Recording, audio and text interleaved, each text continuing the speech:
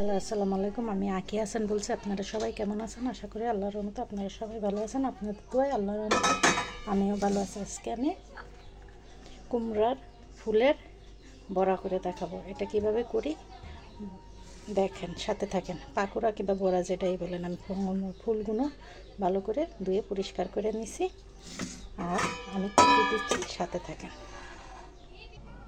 এখানে পরিমাণ মতন আমি আটা দিয়ে নিছি। আপনারা চাইলে এখানে বেসন দিয়ে নিতে পারেন, বেসন দিলে ভালো হয়। আমি বেসন নাই বলতে আমি পরিমাণ মতন আটা দিয়ে নিছি। এর ভিতরে হলুদ গুঁড়া পরিমাণ মতন,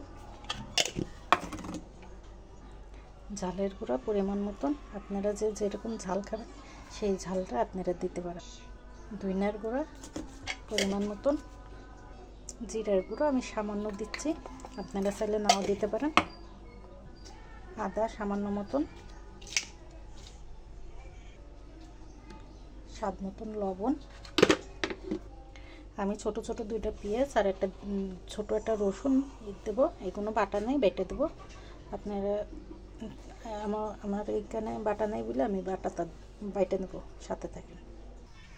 এই যে আমি এইভাবে করে নিচ্ছি বড়ার জন্য। এইভাবে আমি মিশাই নিছি পানি দিয়ে ভালো করে।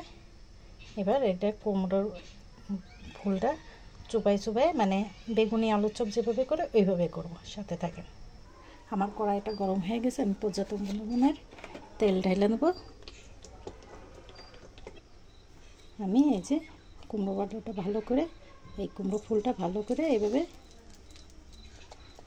বেসনের সাথে, বেসন না আমি আটা এভাবে নিয়ে এভাবে দিয়ে দিচ্ছি। এভাবে মুচমুচে করে ভেজে নিতে হবে। এটা খাইতে অনেক সুস্বাদু।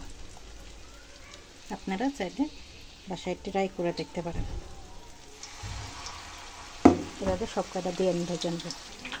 এই যে আমি দিয়ে নিচ্ছি। এখন এই পাশ হয়ে গেলে ওই পাশ উল্টাই পাল্টাই দিয়ে ভেজে নেব।